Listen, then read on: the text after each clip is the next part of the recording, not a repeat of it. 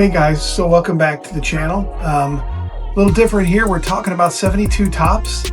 Like talk about some of the stuff that didn't make it into the video. Especially one card that we'll talk about later in the video that's very interesting, and I think once you see it, you'll never look at it the same way. And that's how a lot of the stuff is with the set. So let's dive into some of the things that didn't make it into the first 72 tops video. The first thing that stands out with 72, in my opinion, obviously, and I discussed it in my previous video, was the color, the boldness, the design. You know that's part of the 70s when you look at that and you see other, pop culture aspects and even design aspects of the 70s.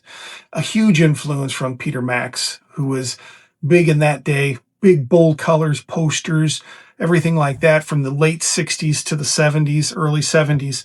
And that was just part of what 70s were. And Topps jumped on that and said, let's design that. And I did mention the uncanniness of the, team name design at the top with that poster from The Follies, which I believe was a play in New York in the late 71.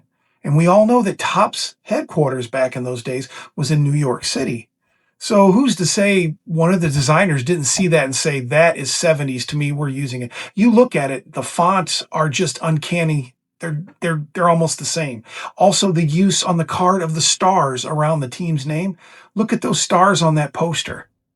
It's just, it's kind of like the smoking gun. But, all of that obviously wasn't influenced by different artists of that time, just the different design patterns of that time. But that's interesting. You see how Topps just jumps on that, And also with that, we talked about the psychedelic tombstone, as it's called, that design. It was just a card that wanted to grow with where they were at that era. And I think that's a cool idea, because then you can say, well, gosh, that's the 70s right there. And another crazy thing about 72, you don't think about it when you're looking at it, because I didn't the first time I looked at it. You don't realize, you don't see it. But if you look at that card, there's no position of the player on the front of the card. And that's just interesting. I know it's part of the design. It wasn't an omission by Topps. I'm sure the guys that designed that card the year, the graphic designers for that year, just didn't feel it was part of the design or it fit in what they wanted. I checked all the other 70s cards, at least 70 through 79, and they all had positions on the front of the card. So you'll notice that now that you look at 72 Topps, there's no position for that player on the front. It's just the player's name and the team. When I talked about the different series that came out with Topps, in 72, they had 787 cards, and they only had 6 series. They didn't have 7 like they did the years before. And those 5 and 6 series came late in the year. I mean, it was kicking into football season.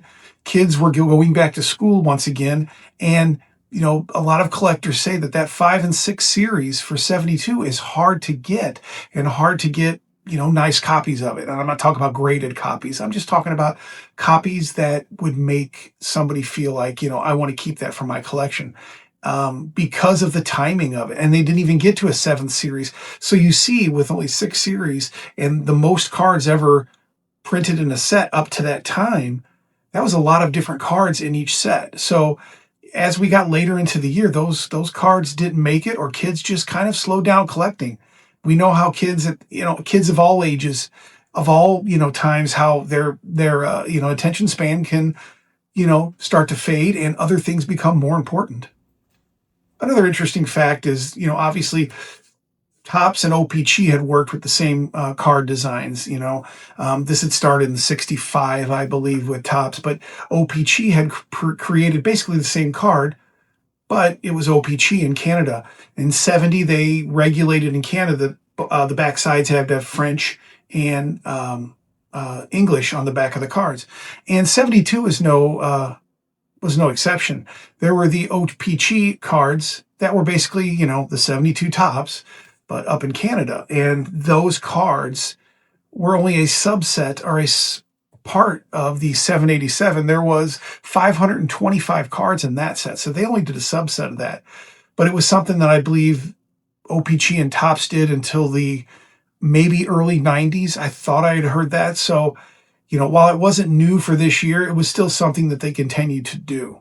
You know, and there's also a time when the cards didn't match reality, I guess you could say, and that happened with all of the different branches of the cards that Topps had developed. Each year, cards had their quirks, but 72 had some really interesting quirks. You had the Bobby File, I think was his name, where he's got the airbrushed Mets hat with his pinstripe jersey. Nolan Ryan, if you look at his card, he's got the airbrushed Angels hat. That's some of the airbrushing stuff we can talk about that kind of was something that wasn't at its prime in the 70s, but they did the best they could because a lot of these photos were from, you know, either photos that they had, you know, backed up when the photographers went out there and took a bunch of photos. A lot of these photos, like a lot of my commenters have said, a lot of these photos are from years ago and they just kind of used them again. This could have been from a stock of photos that they had from last year, obviously, when certain players were on certain teams. So what do? They cut the uniform quickly and they, you know, airbrush the hat to make it look like one guy's from the, you know, is on Boston's team and the other guy's on the Philadelphia Phillies or whatever other team they're going to be on. So that was something also. And, you know, there were some quirky pictures as well. If you saw the one of, I think his name's Bill Cowan for the Angels, he was set up perfectly holding a bat with his pitching stand or with his hitting stance. And there's the Angels halo right above his head. Now, I'm sure that was no accident. But just those quirky little things are very, very interesting from 72 Topps. And I know I've kind of kept you dangling on one that I mentioned earlier on in the video. And this one's, I don't know, this one, when you hear the player's name, you say, okay, it doesn't surprise me. If you look at Billy Martin's picture, manager for the Detroit Tigers at the time, if you look at his picture in his card, just go down towards the bottom of the card and kind of glance at what gesture he may be doing. And that's all I have to say. But that, you know, whoever was behind the camera, I'm sure he was kind of giving them you know, a who's what and said, okay, I'm going to get you guys. Well, that card made it into the set. It could be our Billy Ripken of the 1970s. Who knows? But I thought that was very neat and interesting, and I hope you guys enjoyed that part of it as much as I did when I found out about that card. And some of you probably already knew about it. I mean, I'm not gonna, you know, I'm not gonna surprise everybody here, but I just thought that was a very, very cool thing, and that just shows you the quirkiness of 72. Not, you know, above and beyond the colors and the boldness is just some of the photos. Yeah, so, you know, there's a lot of different things about 72 Topps that maybe, you know, aren't big and bold like we discussed, you know, in the video, the main concrete pillars of it. These are just some cool little things that every set has. And I wanted to bring those out in the 72 set in this companion video to show you, you know, what Topps inadvertently or on purpose added to the set, you know, and that set for 72 was a bold statement and a bold set for that year. So, you know, you'll see that about every series and every Topps set. You know, there's something in there that's just crazy about it. And for 72, there, you know, there was no exception here. So thank you guys once again for joining us. Stick around, subscribe, like, and you know what, we're going to make a lot more of these videos for the 70s, 60s, 80s. I enjoy doing it, and I think you guys hopefully enjoy watching it. So we'll do this again, once again, as we go beyond the cardboard.